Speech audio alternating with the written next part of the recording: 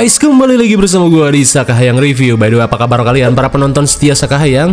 Semoga kalian lebih berhati-hati dalam meminta pertolongan pada orang asing. Karena kali ini, Sakahayang akan mereview sekaligus membahas film yang cukup menegangkan berjudul You Never Find Me 2024. Namun sebelum ke ceritanya yang mengerikan, Sakahayang minta kalian untuk fokus dan tonton sampai selesai, biar mengerti inti dari ceritanya. Penasaran dong seperti apa kisahnya?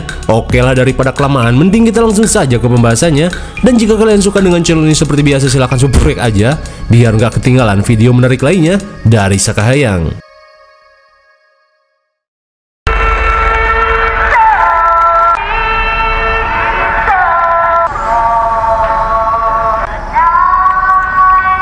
Film ini diawali dengan diperlihatkannya seorang pria bewokan bernama Patrick yang termenung sambil memegang sebotol obat. Hingga sesaat kemudian, Patrick pun tiba-tiba terkena serangan panik saat mendengar derasnya hujan geledek.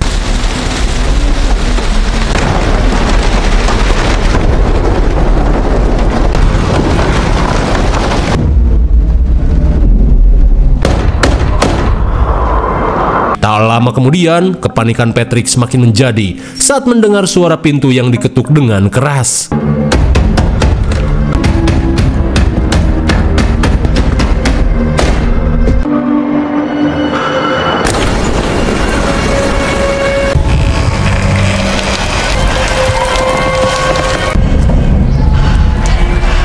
Dikira DC pinjol, Patrick pun heran saat melihat seorang kewes yang datang dengan keadaan kuyumut meminta bantuan. Di tengah keheranan, Patrick yang melihat si kewes kedinginan bergegas mengambilkan handuk.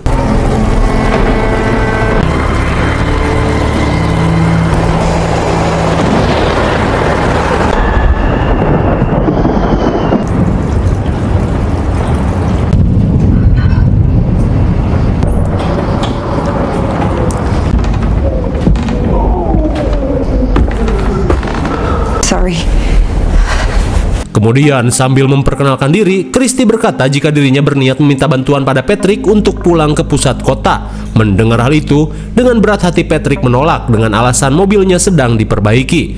Namun Patrick menambahkan jika Christy bisa tinggal di sini terlebih dulu sampai hujan reda.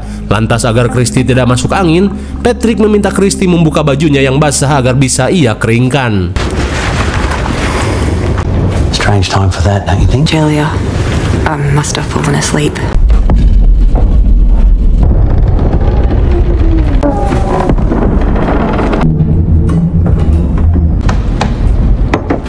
Sesaat kemudian, Christy yang tidak ingin menyusahkan Patrick berniat meminjam HP untuk meminta jemputan pada temannya. Namun karena ia tidak memiliki HP, Patrick hanya memberikan uang receh agar Christy bisa pergi ke wartel untuk menelepon jemputan.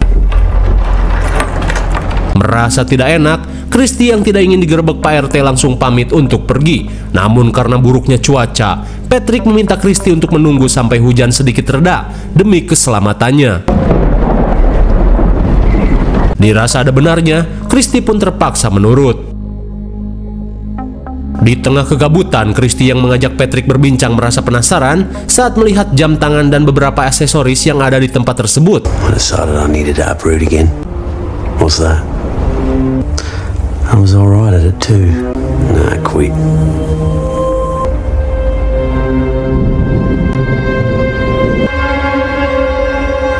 Jump out of planes. Sontak Christy pun panik saat melihat beberapa nama kewes dari barang-barang tersebut. Dirasa ada sesuatu yang tak beres. Christy berusaha menyembunyikan ketakutannya. Hingga sesaat kemudian, Patrick yang melihat Christy menggigil langsung memintanya untuk mandi menggunakan air panas. Tak ingin membuat Patrick curiga, Christy pun menurut saja.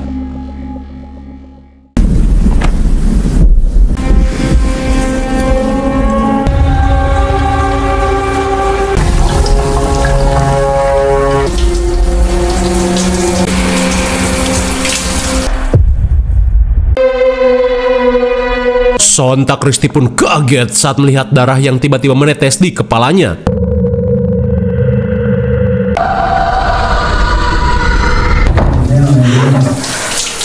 Rupanya halu. Di tengah rasa syok, Christy pun panik saat mendengar suara Patrick masuk ke kamar mandi.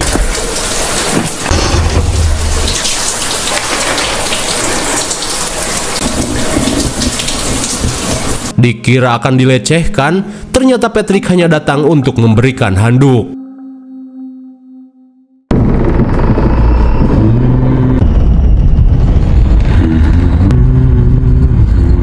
Seusai mandi, karena baju milik Christy belum kering, Patrick yang sedang memasak sup berkata jika Christy bisa menggunakan baju yang telah ia siapkan. Kemudian untuk menghangatkan diri, Patrick langsung memberikan sop buatannya. Namun antara kaget dan pengen ketawa, seketika Christy heran saat melihat sop buatan Patrick yang mirip dengan saus capsuan. Tapi meskipun begitu, Christy merasa tidak enak jika harus menolak.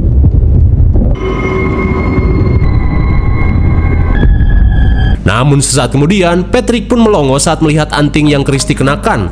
Terlebih ia merasa familiar dengan anting tersebut. Di tengah rasa sungkan, Christy yang takut diracun mulai mengajak Patrick berbincang. Lantas Patrick mengungkapkan tentang gangguan aneh yang terjadi di karavannya, di mana hal itu membuatnya sulit untuk tidur. Hingga di tengah perbincangan, tiba-tiba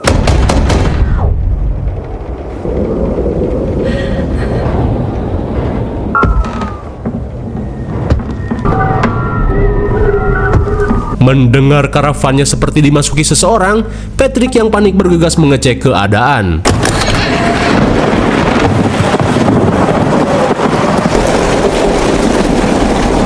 Namun ternyata sepi. Lantas Patrick yang panik langsung mengunci pintu karavannya. Hingga sesaat kemudian, Patrick yang terkena serangan panik bergegas mengkonsumsi obat penenang.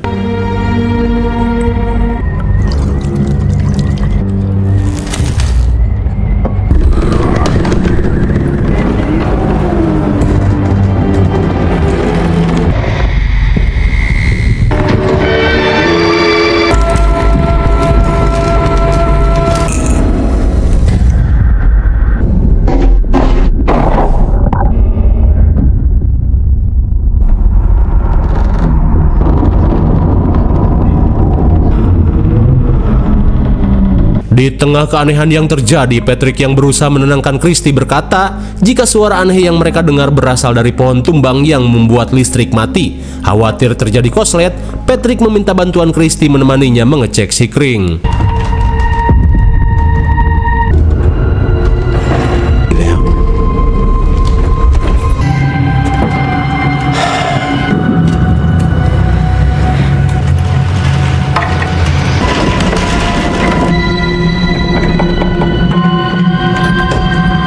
Thanks. You're bleeding.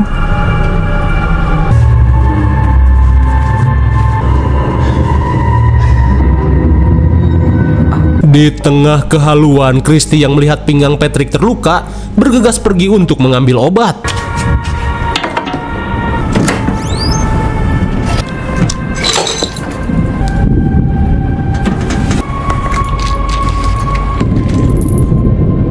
Namun seketika Christy syok parah saat mendapati anting yang ia kenakan tersimpan di dalam toples obat.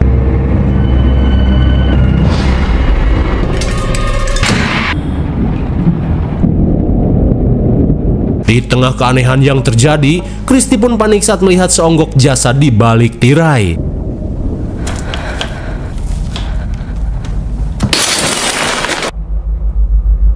Lagi dan lagi, itu semua hanyalah halus semata. Sebenarnya apa yang telah terjadi pada Christy dan Patrick?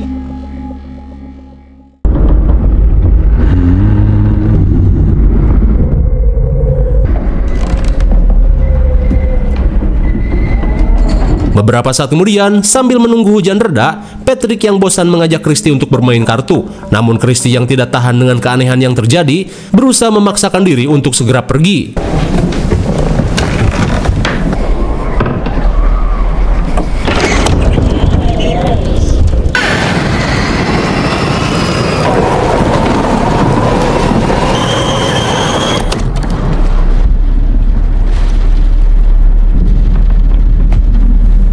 Dirasa sulit berjalan di tengah badai ekstrim, Christy yang tidak punya pilihan lain terpaksa untuk bertahan beberapa jam lagi.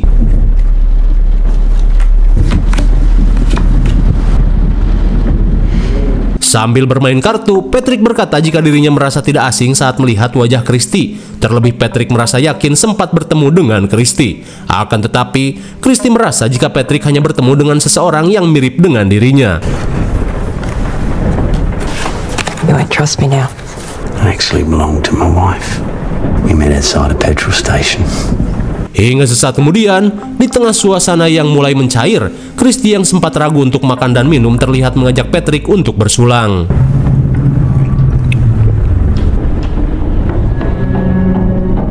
Sontak Christy pun panik saat melihat bekas lipstik di gelasnya.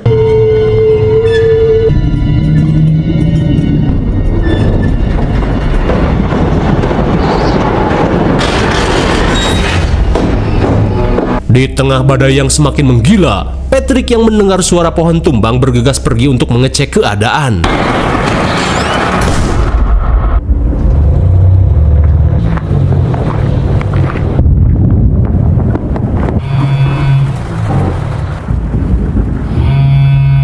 Melihat apa yang berdering di kamar pojok, Christy bergegas mengeceknya.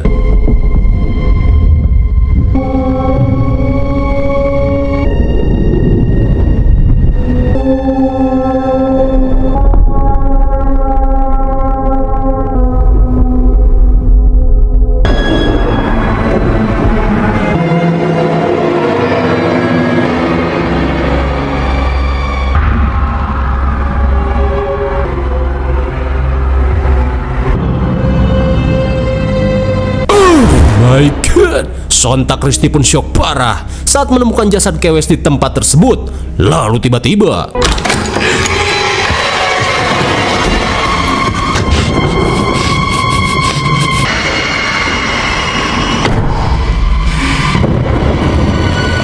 di tengah keadaan genting, Christy berusaha membobol atap kaca untuk bisa kabur.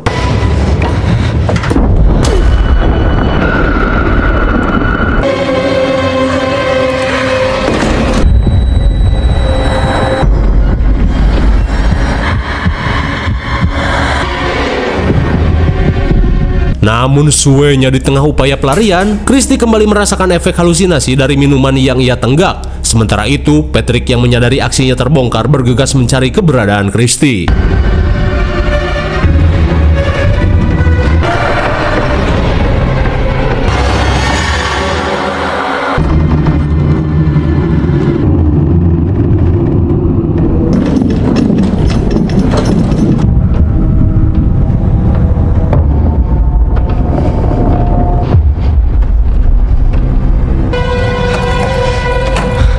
Sungguh suwe, seketika Christy pun panik saat pintu karavan telah dikunci.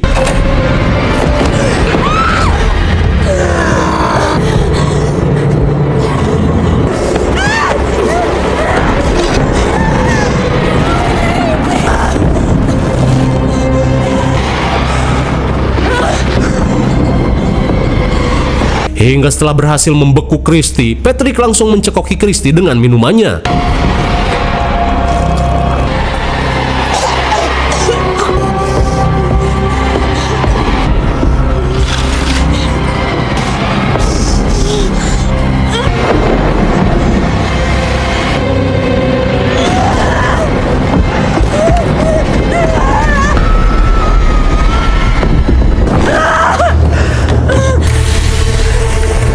Melihat Patrick sedang mengurus jasad korban, Christy yang panik berusaha untuk melepaskan diri meski di tengah kondisi yang puyeng tak tertahankan. Sementara itu, tiba-tiba Patrick merasa dejavu, terlebih ia merasa jika dirinya telah beberapa kali menghabisi Christy. I didn't say anything until she spoke to me.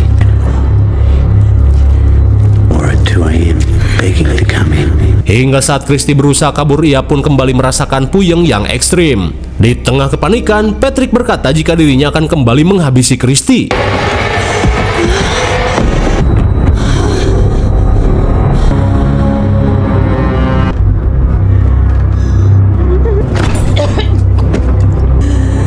Your mouth dry.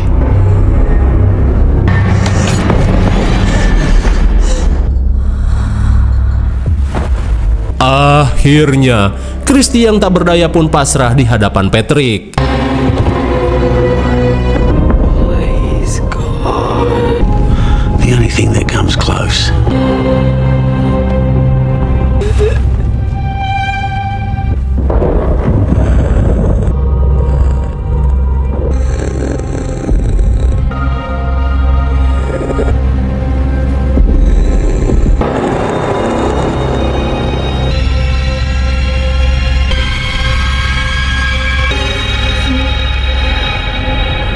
Sungguh malang, si cantik Christy pun tewas setelah dirinya salah meminta bantuan pada orang asing. Beberapa saat kemudian, Patrick yang penasaran berusaha memastikan kematian Christy.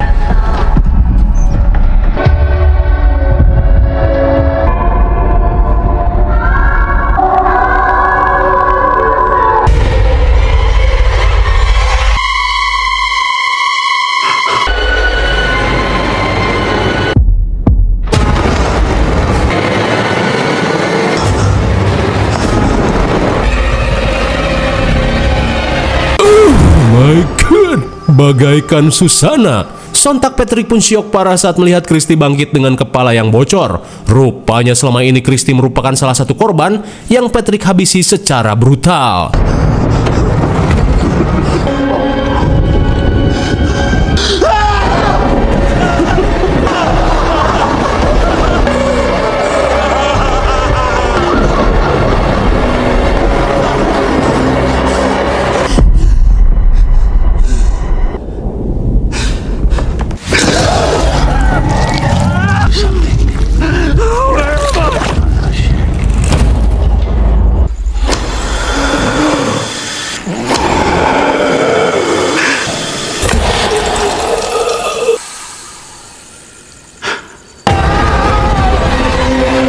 Di tengah kengerian dan keanehan yang terjadi, Patrick yang kena mental berusaha untuk kabur.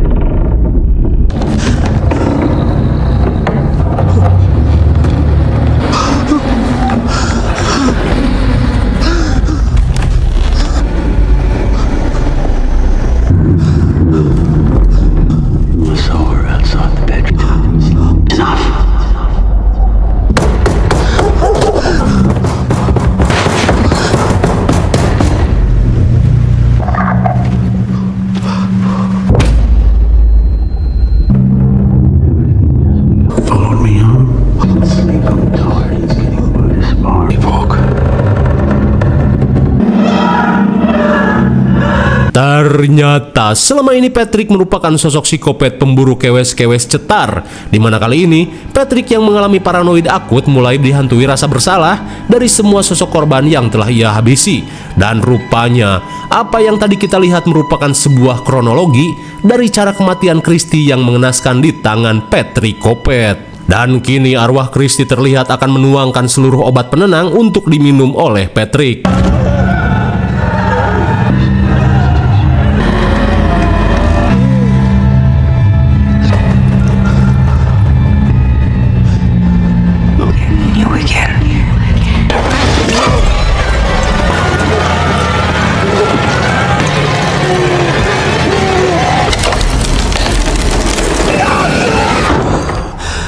Dan ternyata, oh ternyata, semua kengerian itu merupakan halusinasi dari trauma dan rasa bersalahnya saja. Lalu tiba-tiba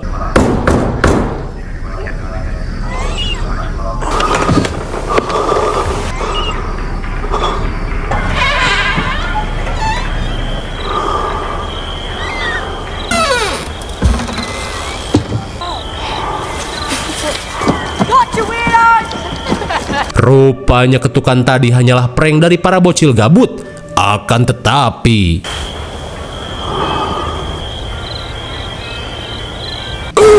my God, rupanya selain rasa bersalah, halusinasi parah yang Patrick alami merupakan efek dari obat penenang yang secara tidak sadar telah ia tenggak melewati dosis.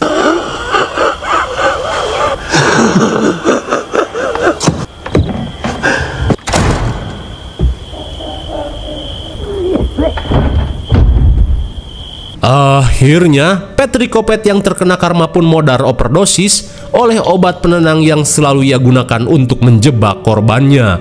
Lalu, film pun sudah berakhir. Bagaimana? Masih puyeng? Sini gua jelasin. Kedatangan Christy di awal film merupakan salah satu kronologi dari korban kekopetan Patrick yang diceritakan dari awal si korban datang sampai menjadi korbannya yang ia lakukan secara keji. Namun dari hal itu, Patrick akhirnya sering merasakan gangguan-gangguan astral hingga membuatnya mengalami halusinasi akut. Dan hal itu membuatnya menenggak seluruh obat penenang sampai overdongkrak. Hingga di akhir cerita, Patrick pun modar oleh kehaluannya sendiri setelah merasa dicekoki oleh Christy. IMDb untuk film ini adalah 5,8 dan menurut saya yang cocok saja dengan nilai segitu. Mungkin segini saja review dan pembahasan film You Never Find Me 2024. Jangan lupa like, share, dan subscribe supaya kalian tidak ketinggalan jika ada video menarik lainnya dari Sekahyang. Thanks for watching and see you on next video. Bye bye.